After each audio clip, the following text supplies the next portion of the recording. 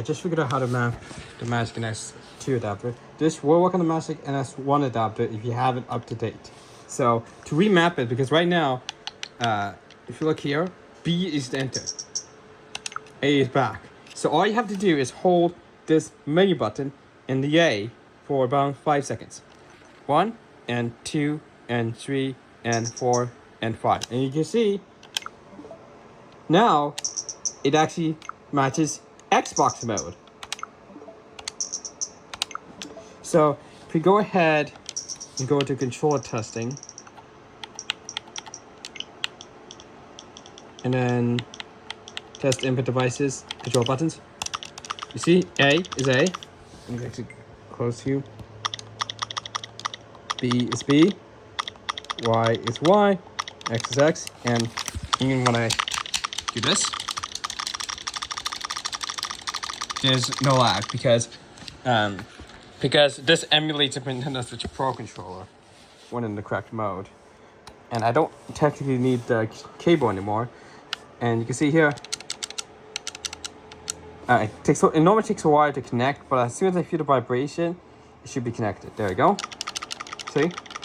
So if you want to switch it back, simply hold the menu button again and the B button for around about 5 seconds. Actually 3, I believe. So here we go. 1 and 2 and 3 and 4. So it's been 4 seconds. So now A is the B button. So that's how you can remap buttons on this Magic NS adapter. So the menu button you have to hold, and then you hold either of these buttons to remap.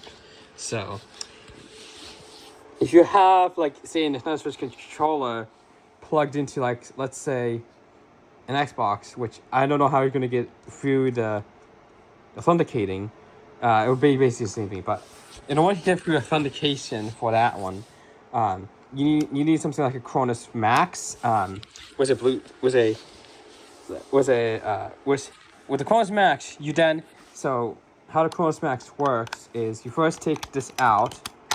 You want to take the batteries out as well, or else it's not going to work. So for the Cronus Max, when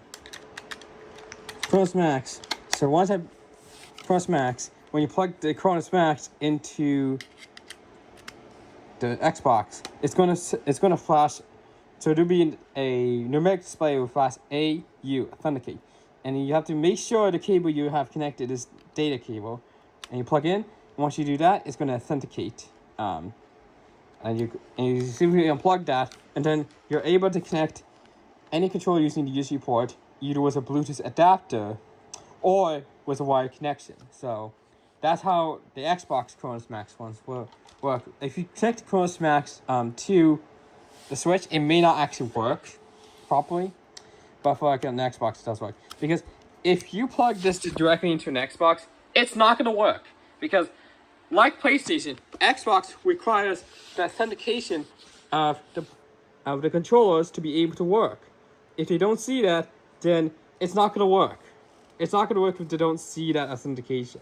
So you need to authenticate. You need to make sure you authenticate, because even though this one says X input, it's actually not going to work on the Xbox at all. Unless you know how to get it to work, it's not going to work on this Magic NS adapter. It may work on your computer, but it's not going to work.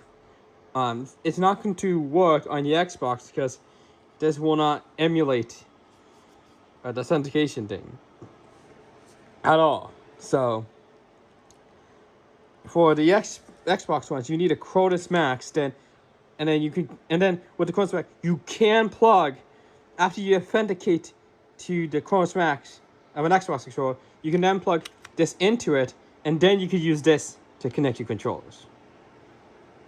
So, but for the Switch, you don't need the authentication thing, and the fact that